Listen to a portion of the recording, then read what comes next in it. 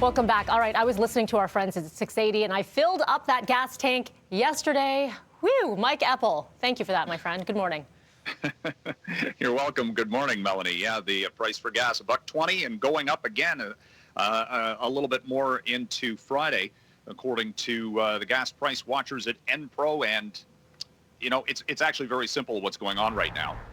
The price for gas is climbing because the price for oil has surged because of what's going on in Texas. And it is, at last estimate, 40% of the U.S. energy production on a daily basis is currently offline. 4 million barrels a day of crude oil not being pulled onto the ground because of that Texas storm. The energy grid there, the electricity grid, is offline in many parts of the state. The refineries aren't running. You need electricity to run the pumps. Natural gas prices have spiked as well. And we're always kind of looking at, well, what's the sort of bogeyman in the market? It's very simple. The supply side of the equation is completely in a mess right now, and as a result, we're paying a little bit more. Keep in mind, $1.20 a liter. It's where it was about a year ago, nowhere near record highs, but it just raises, you know, concern about global energy supply, Melanie. The movement of, regardless of whatever commodity it is, through pipelines, through the electricity grid, through whatever. And it's all interconnected, and that's as simple as I can put it. Absolutely. And so, okay, as you mentioned, another climb on the way for tomorrow. So if you didn't, I think it's going to be two. I think it's going to be 2 cents. Right. Okay. So if you didn't do it last night, at least do it today if you want to avoid that. Let's talk about the GameStop hearings, the latest here. Yeah.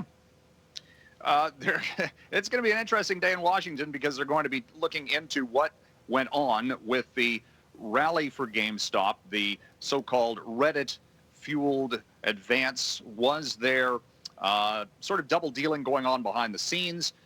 You know, were there people who were pumping up prices in a, you know, against the rules of the market, basically?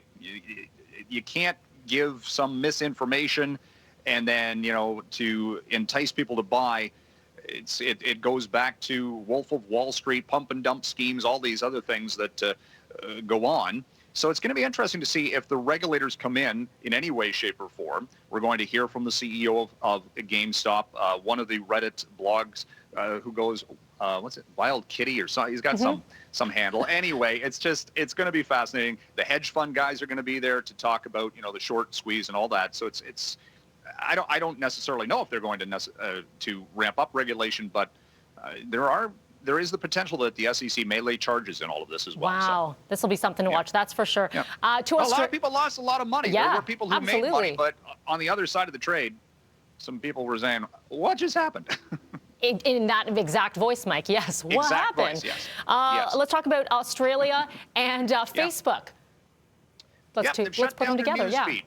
They've shut down their news feed because the government of Australia is saying Facebook and Google and others should pay for news content.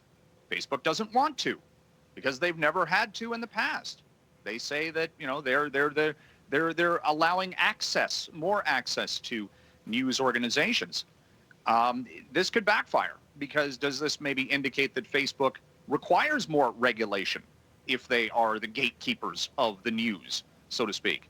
You know, this is, and again, this is a test case for other governments, including our very own, because right now in Ottawa, they're talking about more oversight for social media and search engine companies and forcing them to pay for content. We just had that you know, a move by the news organizations in this country a couple of weeks ago where they printed the blank pages saying, what if there was no news? Because they need money.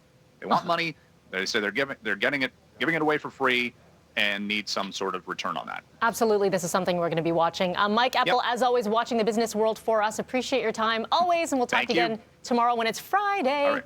There you go. All right. Talk to you then. Thank you. 6:15 is your time right now. So Mike mentioned gas prices affected here because of what we've seen in the southern U.S. and the storms there also having an impact potentially on produce. So we're going to break it down, what it means for Canadians as well. Up next with Frank.